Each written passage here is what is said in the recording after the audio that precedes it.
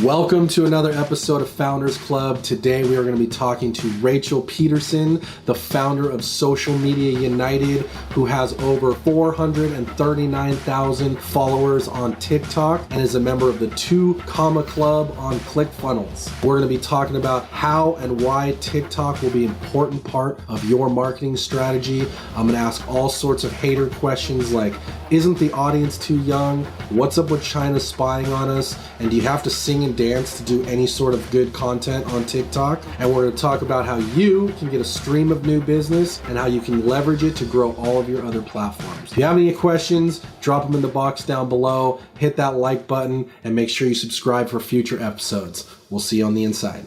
Welcome, everyone. Thanks for tuning in. Very excited to be sitting here today with Rachel Pedersen, who is the queen of social media and has over 400,000 followers on TikTok. We're going to be diving into everything you need to know to grow your brand on TikTok. I also want to kind of jump into some hater questions because I'd love to get your feedback on those as well. Let's jump right in. Thanks for jumping on with us. Oh, I'm so excited to be here. Thank you so much for having me. Let's just start at the top. I think that it's pretty clear that right now TikTok is like the hottest social media platform in terms of how fast it's growing. Last I checked, they had over 800,000 users and it's going up like crazy every single day. So why don't we start with just like, why is TikTok blowing up so hard? Oh my gosh. Well, for starters, testing, there's about 800 million actually active users monthly, excluding China. So it's a huge audience. It's growing every single day. It is currently, at least last time I checked, although stuff changes really fast in this world, last time I checked, it was the #1 most popular app in the world, which is crazy powerful. It surpassed Instagram. It surpassed Snapchat, Facebook. One of the reasons I think it's doing so well is because it isn't just a platform. There's an entire culture behind TikTok, and it's authenticity. People are showing their real sides. CEOs are hopping on and giving kind of almost like a human element to brands and businesses that consumers find so wonderful. People are connecting with celebrities on a new level and starting to become real, true raving fans. And I feel like it really pulls away the disconnect, the polish, the professionalism to an extent, and allows people to fall in love with almost our quirks and authentic sides. It allows you to kind of show a more personal side, maybe get a little weird. And I want to parlay that into one of my hater questions, Perfect. Which is one of the questions I get a lot, which is, it seems like it's just a lot of like corny singing and dancing and kind of like stupid videos. And so I'd like to just get your thoughts on that. Well, I will be the first to say it that I love corny lip syncing and dancing and stupid videos. I want to put that out there. I mean, right now I'm wearing a Minnie Mouse sweatshirt. I'm very goofy and bubbly. That's my personality, but I am an Enneagram 7. That is not what the platform is all about. So good news for anyone who feels a little less goofy or corny at all. The beautiful thing about TikTok is that business owners can get on and they can decide what type of content they want to create. And I like to categorize all content into 4 different major categories. So there's entertainment, which is most of what we see across TikTok. And entertainment's awesome. It can trend, it can go viral. There's so much opportunity with entertainment, but a lot of people don't feel comfortable creating that type of content.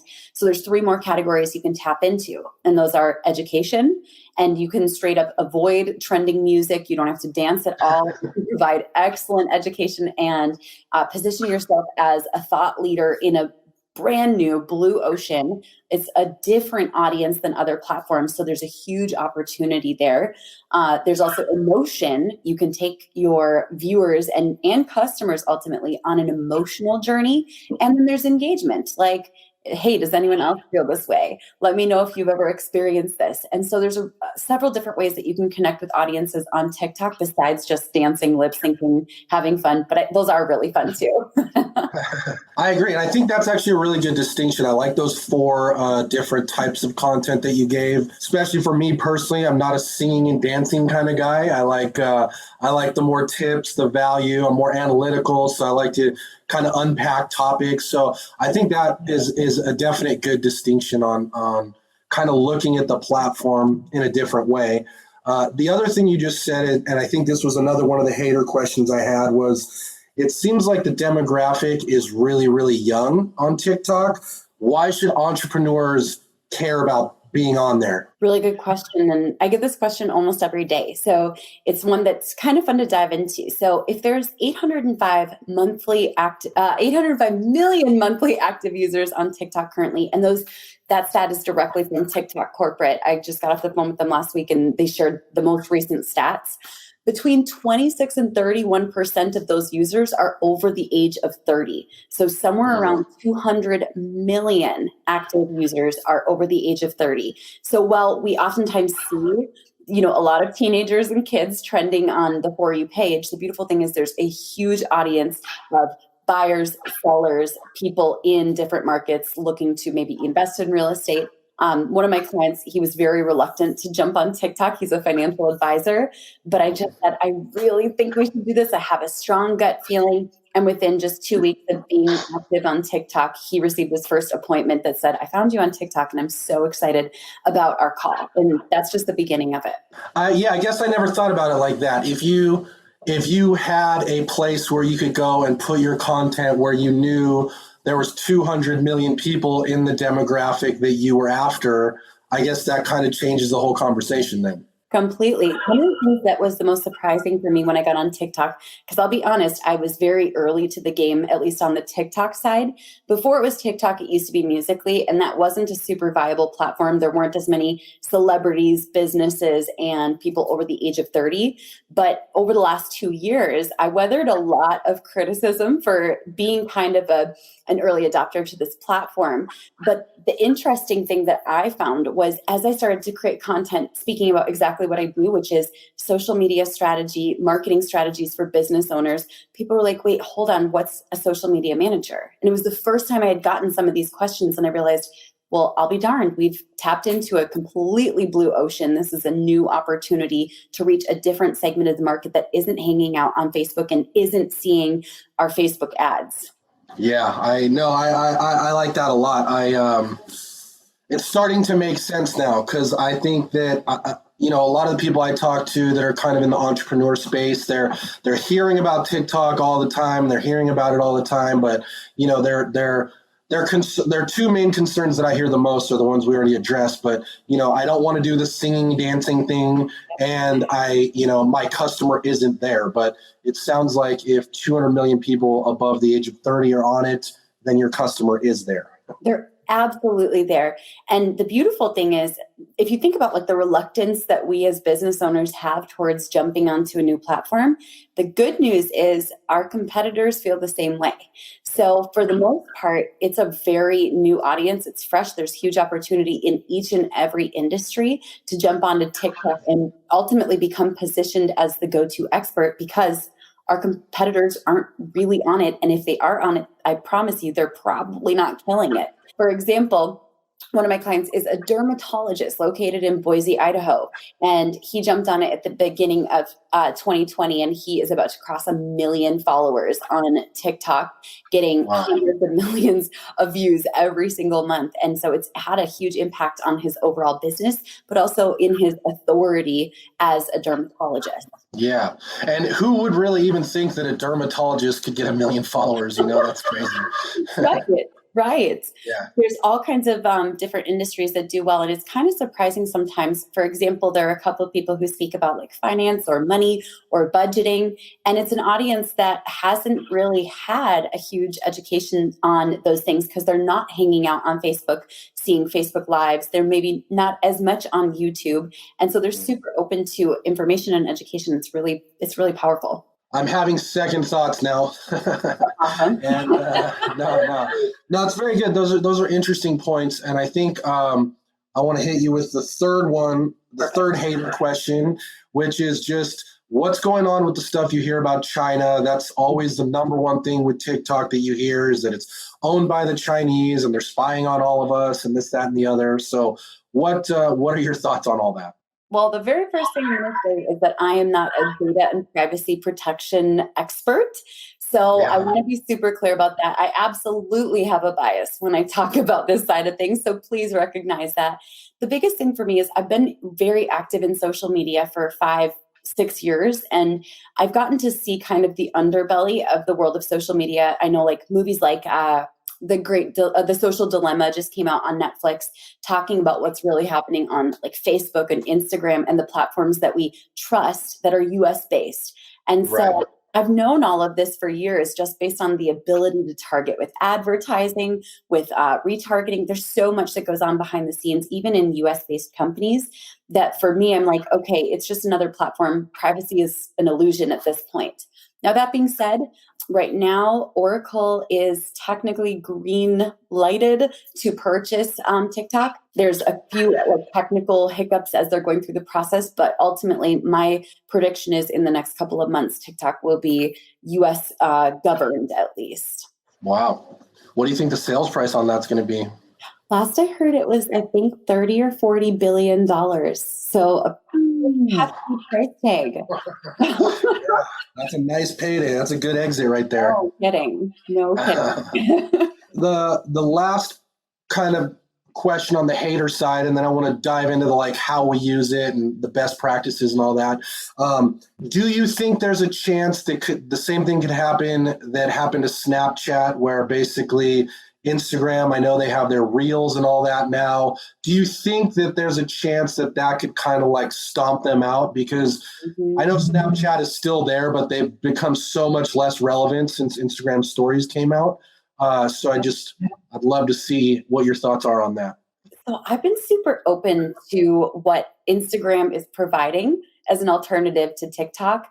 I've even tested out Reels quite a bit. And the interesting thing is, while it took Facebook a long time to develop the competitor to TikTok, I was hoping that it would be more robust. And it actually feels kind of like a pared down version of TikTok. The interesting thing, and I think it was the head of product development for TikTok, she said, basically, Instagram can copy all of our features, but what they don't realize is that there is a culture behind TikTok. There are some elements to TikTok that do make it very different. For example, there's this deep-rooted love and respect towards creators and from creators towards their fans. And I really have found that there's just, it's not really paralleled on any other platform. The level of engagement is crazy. To give a few like examples, over the past couple of months, Paris Hilton followed me on TikTok and commented on several of my videos, as well as a bunch of other celebrities, including like the home edit, which most people who love organization and decor are obsessed with right now.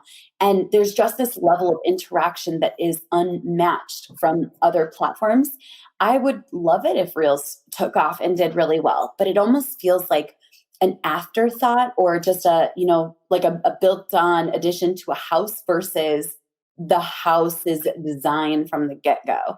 So while I do think that Reels will have some staying power within Instagram, it's definitely not going to be a replacement for the people who absolutely love TikTok. That's very cool. I mean, that's good insight because, obviously I think a lot of people have that concern, like, oh, do I want to go and build a whole new following on this whole other thing just to have it kind of get phased out? But that's an interesting perspective you have because the Reels, I agree, it does feel a little bit clunky as in comparison. So maybe they just didn't put the love in there, but I guess we'll just have to wait and see how that all plays out. Definitely. There will be and that is the potential for really fast growth.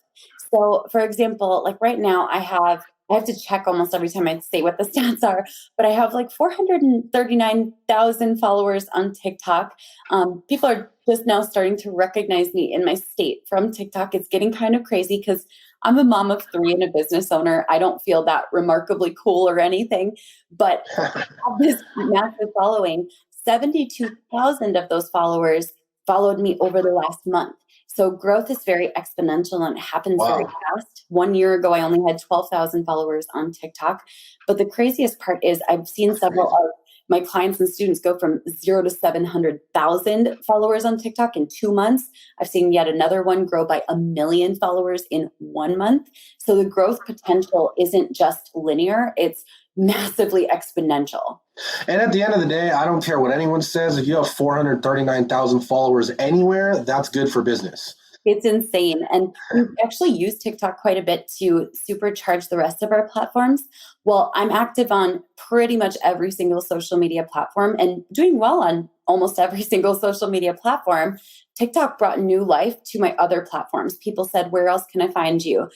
We grew our YouTube channel from about 5,000 subscribers last fall to now 53,000 across 1 year. So huge growth. We've grown by several hundred Instagram followers per day because my TikTok followers are coming over to my Instagram and connecting with me there. So what's beautiful is you can have supercharged results. And in fact, in one of my high ticket programs, just last week, I was teaching about TikTok and 3 different people said, did you know I found you on TikTok? And I realized that's $36,000 worth of revenue and 3 awesome people who wouldn't have been a part of my world if it hadn't been for TikTok. Yeah. And that's kind of, one thing we talk about a lot in the marketing world is just omnipresence and how just being everywhere, it kind of all flows together. And that's how you're able to kind of grow your brand across all these different platforms. Like you said, you get the spillover, they find you over here, but now they're following you over here. And maybe TikTok isn't their preferred platform. They just found you there. So now they can follow you on Instagram or Facebook or wherever else you are. Absolutely. It's really powerful. I use the strategy of cross-pollination quite a bit with TikTok. I always pretend with almost every single platform like we're in the final days of it and try to maximize it and cross-pollinate to other platforms so that there's always a backup net, and that includes TikTok. No, great tip. I like that. I like what you said about pretending it's the last day of its existence. So use it now before it's gone. Always, with every single platform. Very cool. Okay, so now I want to get into more of like the tactical stuff. Let's just talk about how you are coaching your clients to use this in their business.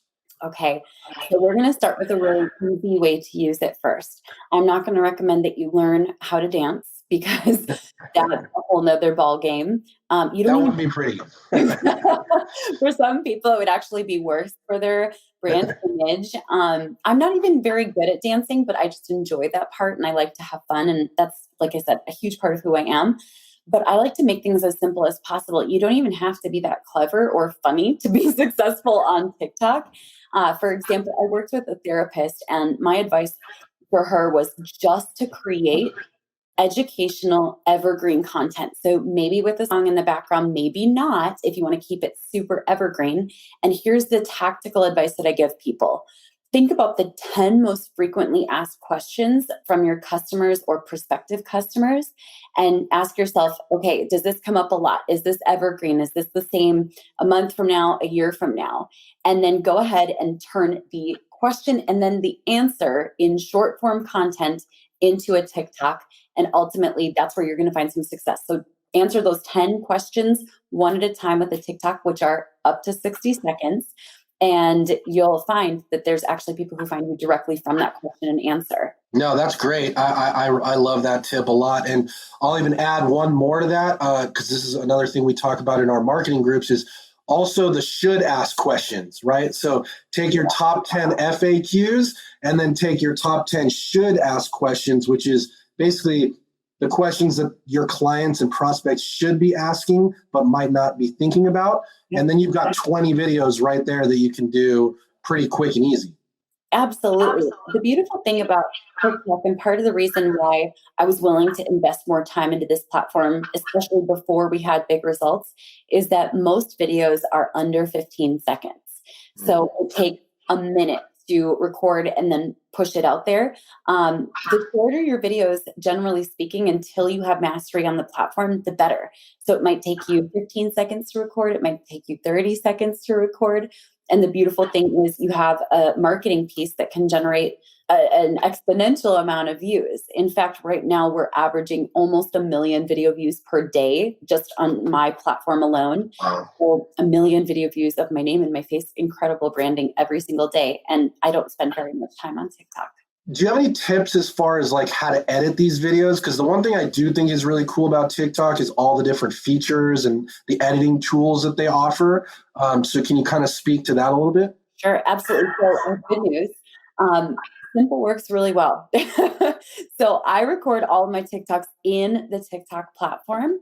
And one thing that has really served me well, especially when you're first getting started or you're nervous, is to abbreviate everything, shorten each sentence, cram it into a tinier couple of seconds.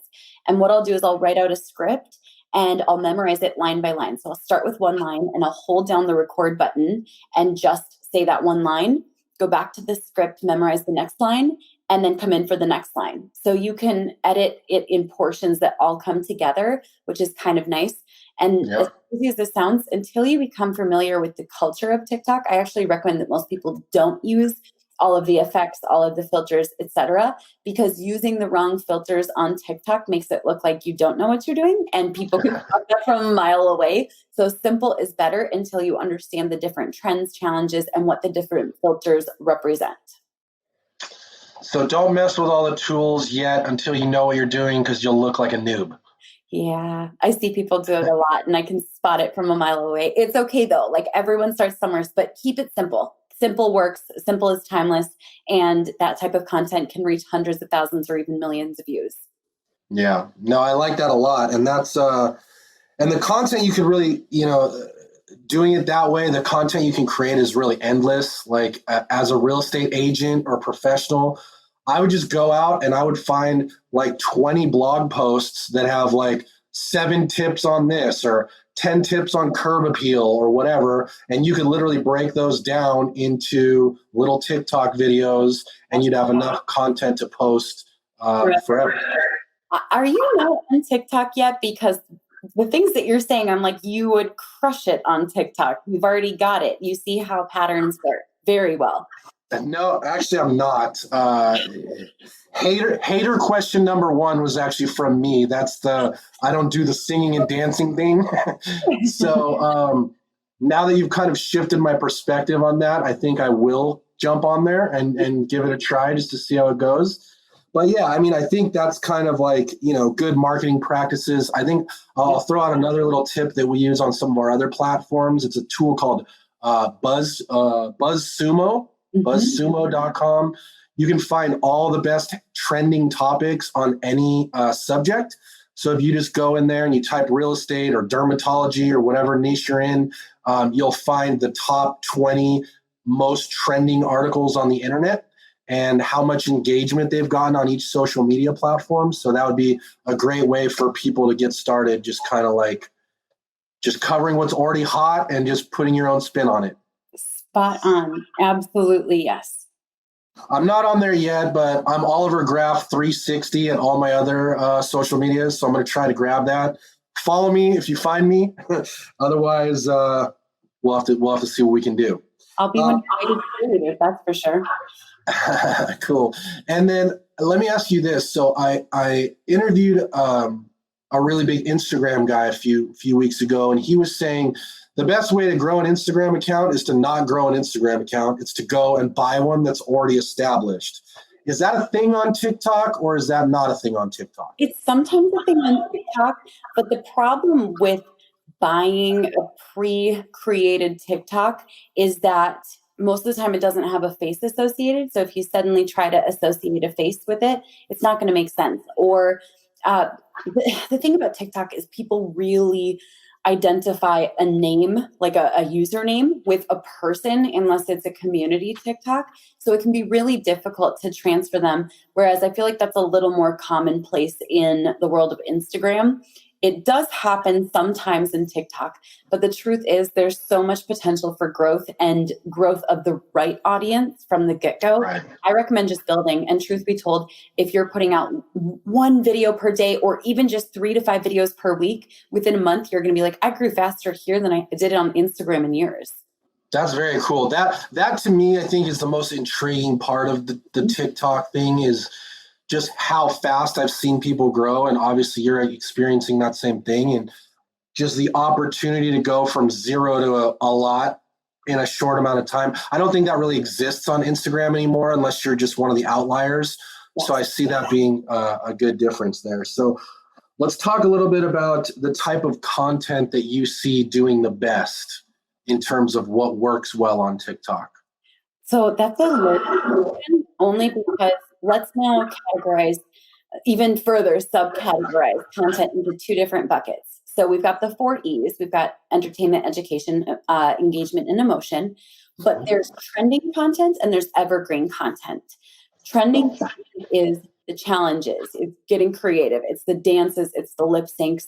There is a positive side of doing these in that you can have massive spikes, if that makes sense, of followers, views, traffic.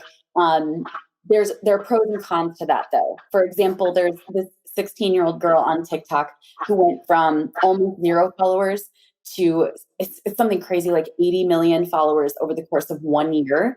And she danced with J-Lo. She was in Super Bowl commercials, and she is sponsored by Prada for a rumored $100,000 per post, was flown to Milan, front row Fashion Week.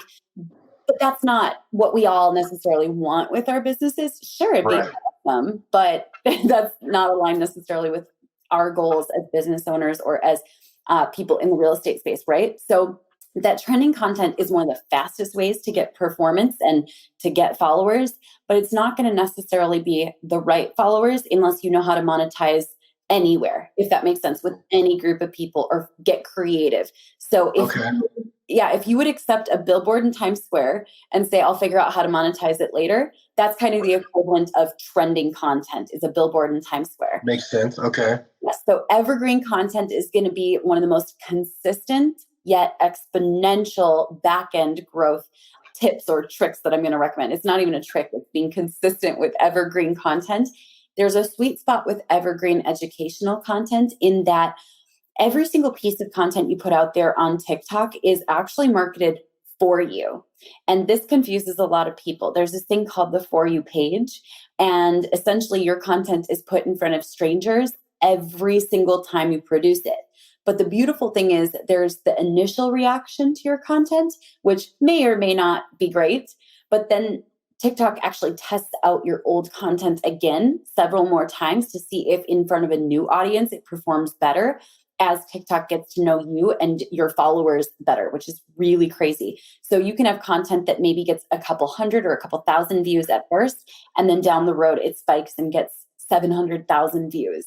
So I love evergreen educational content because there's a snowball effect of having all of that on my profile and knowing each one is being served to the For You page, basically strangers for free every single day.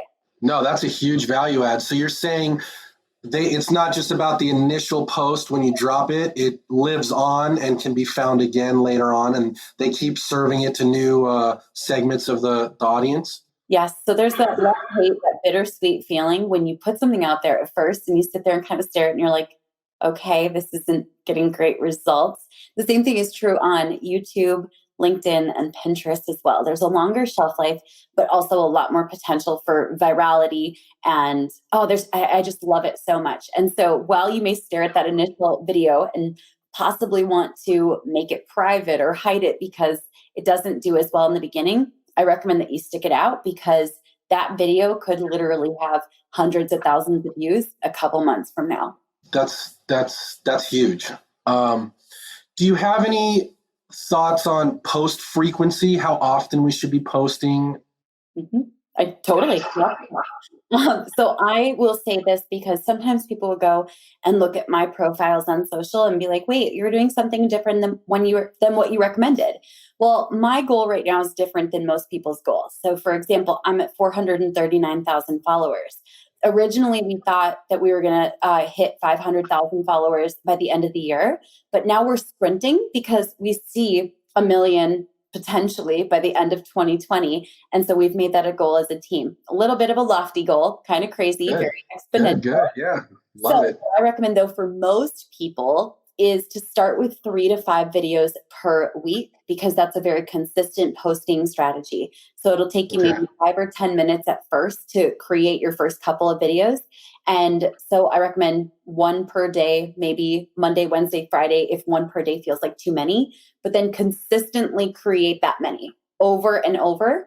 And then once you start to see the benefits of it on your business, which will happen actually very quickly, you'll be in awe and want to start creating more content. And then you can go up to 1 per day and then 3 per day. I personally find my sweet spot is between 7 and 10 per day, but that's obviously not always possible. So you're going hard. I'm going really hard, hard. Yeah, good. Well, good luck getting to 1 million. What's your handle so people on here can follow you? We'll help you get there. Thank you. It's at the Mrs. Pedersen, all E's and a D in my last name. The Mrs. Pedersen. Got it. All right, let's go find her on there. I also want to mention you have a free TikTok group for people that want more on this kind of stuff. TikTokgrowthhacks.com, and they can get access to your free group. So I think that's a really great place for people who want to dig more into the platform and kind of really get into the nitty gritty and share tips with all the other TikTokers.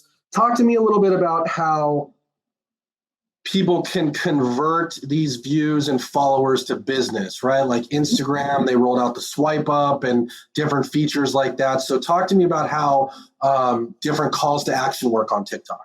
Absolutely. There's a whole bunch of different ways to tap into the conversion process. One of my favorites is that when you're a business account and you have over 1,000 followers on TikTok, so it just takes a little bit of time to get there. And after you've done your first live stream, you get a clickable link in your bio unlocked. In the meantime, you can, of course, copy and paste links and respond to people with that in comments. We've done that, for example, for my financial advisor clients while they're in that first 1,000 sprint. That's one of the ways. But the neat thing about TikTok is that you can actually connect your Instagram profile as well as your YouTube profile.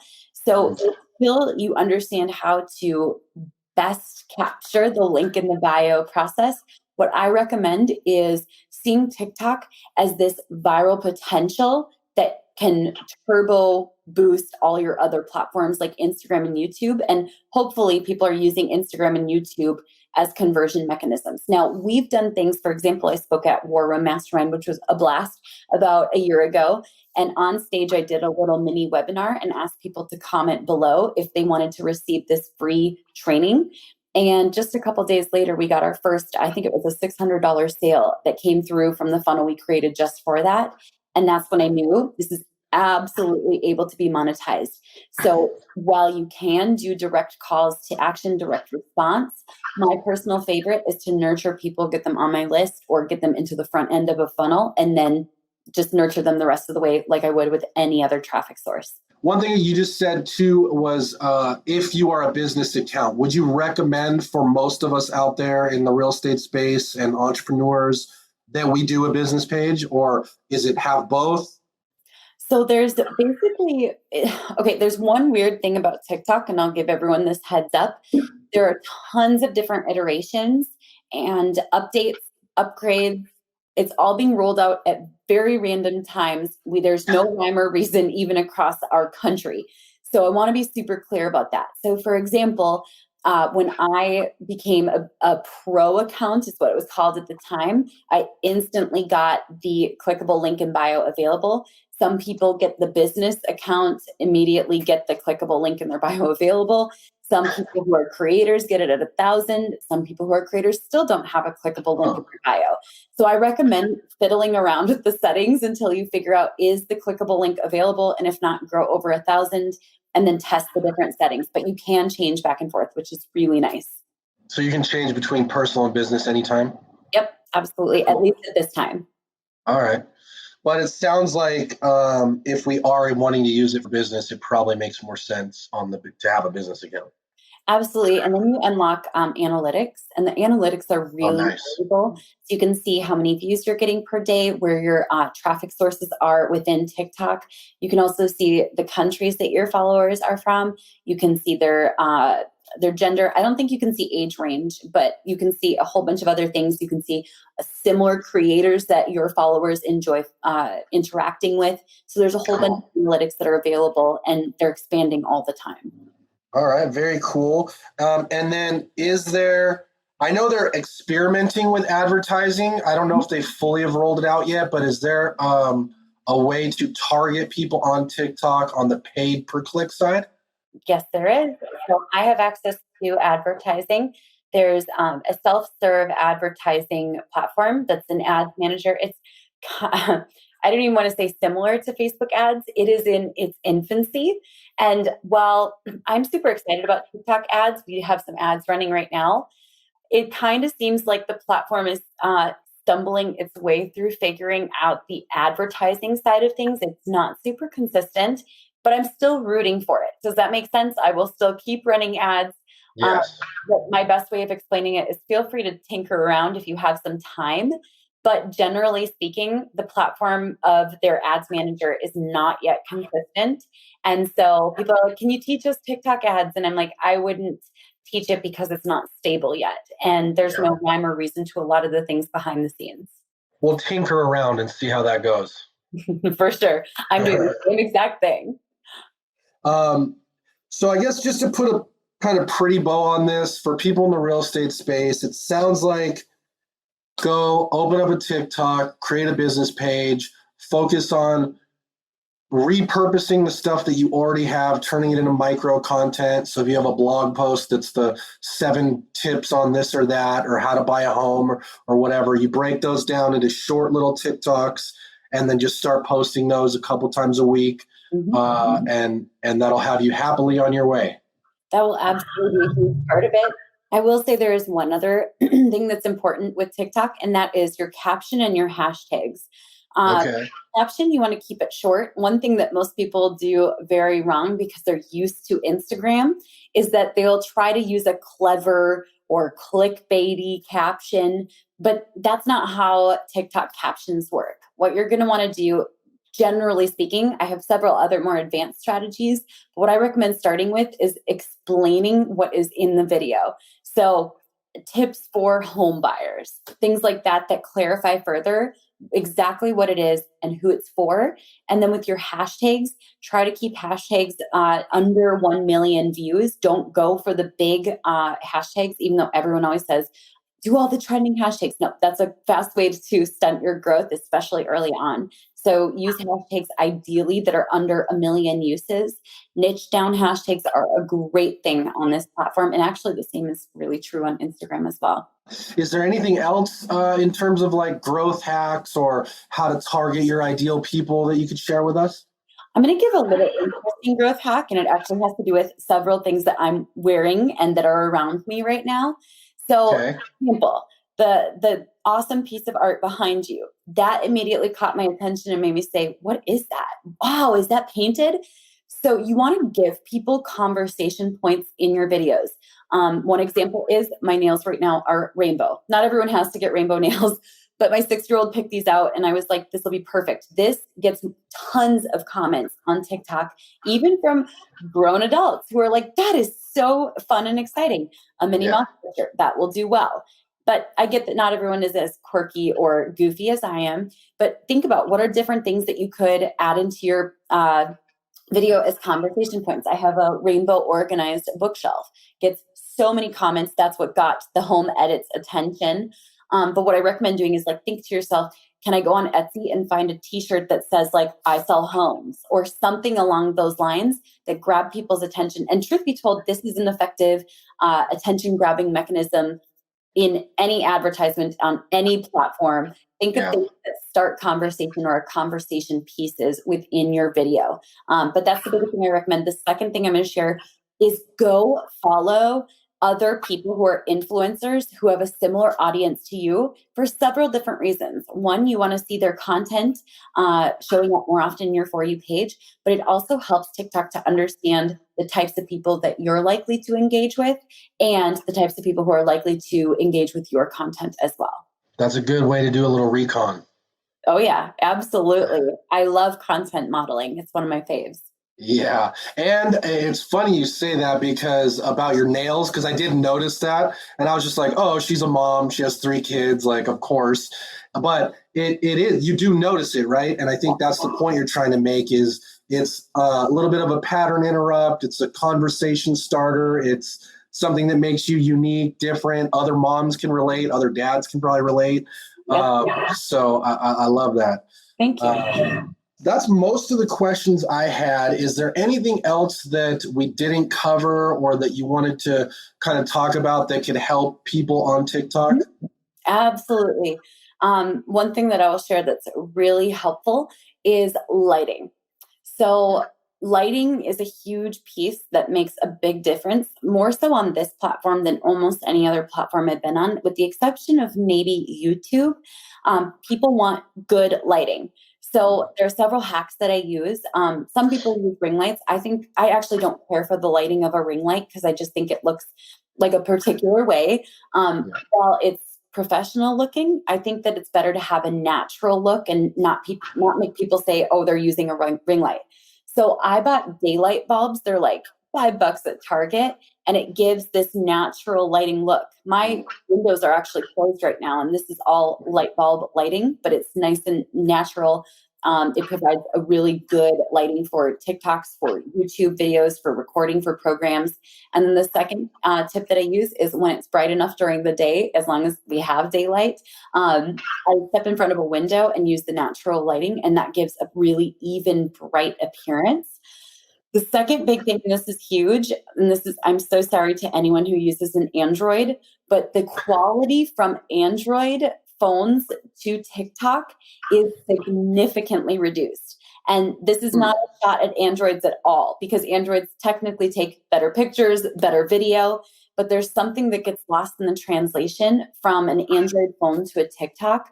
So if you have an Android, while it can work, it's going to stunt your growth because people like to see quality. I would recommend actually recording with like a webcam that has higher quality. Doesn't even have to be crazy HD, but use a webcam and then trim it down to TikTok sizing. Very cool. So don't use an Android. It's not worth it. Don't use an Android. When you get your next phone, just get an iPhone just for TikTok alone.